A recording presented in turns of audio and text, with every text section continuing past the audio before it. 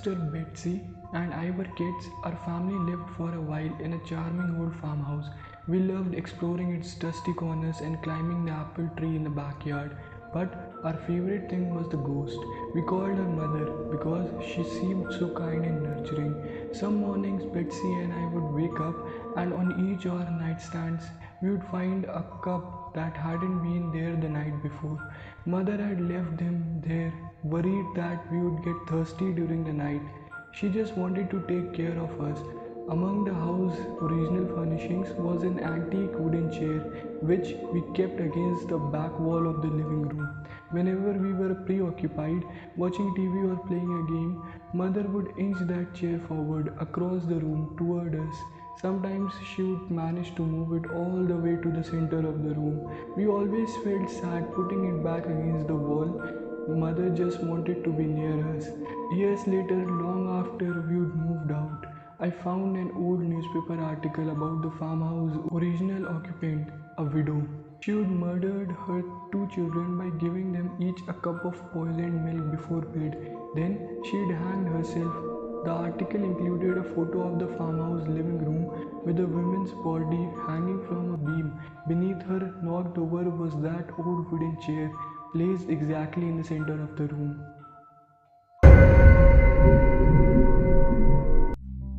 He awoke to the huge, insect-like creatures looming over his bed and screamed his lungs out. They hastily left the room and he stayed up all night, shaking and wondering if it had been a dream. The next morning, there was a tap on the door. Gathering his courage, he opened it to see one of them gently place a plate filled with fried breakfast on the floor, then retreat to a safe distance. Bewildered, he accepted the gift. The creatures chittered excitedly. This happened every day for weeks. At first, he was worried they were fattening him up, but after a particularly greasy breakfast left him clutching his chest from heartburn, they were replaced with fresh fruit. As well as cooking, they poured hot steamy baths for him and even tucked him in when he went to bed. It was bizarre. One night, he awoke to gunshots and screaming. He raced downstairs to find a decapitated burglar being devoured by the insects. He was sickened but disposed of the remains as best as he could. He knew they had just been protecting him. One morning, the creatures wouldn't let him leave his room. He lay down, confused but trusting as they ushered him back into bed. Whatever their motives, they weren't going to hurt him. Hours later, a burning pain spread throughout his body. It felt like his stomach was filled with razor wire.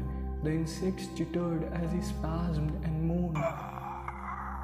It was only when he felt a terrible squirming feeling beneath his skin that he realized the insects hadn't been protecting him, they had been protecting their young.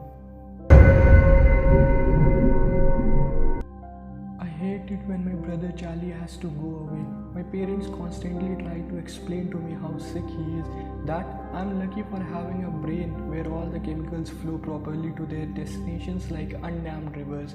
When I complain about how bored I am without a little brother to play with, they try to make me feel bad by pointing out that his boredom likely far surpasses mine, considering he's confined to a dark room in an institution. I always beg for them to give him a one last chance. Of course, they did at first.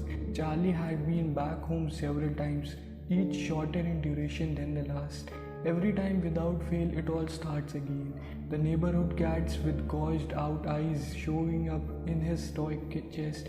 My dad's razors found dropped on the baby slide in the park across the street. Mom's vitamins replaced by bits of dishwasher tablets. My parents are hesitant now, using last chances sparingly.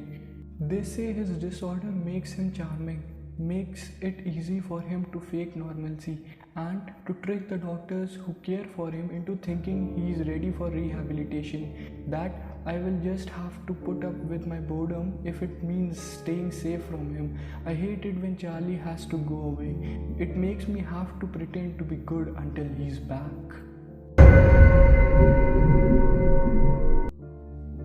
My daughter woke me around 11:50 last night. My wife and I had picked her up from her friend Sally's birthday party, brought her home and put her to bed.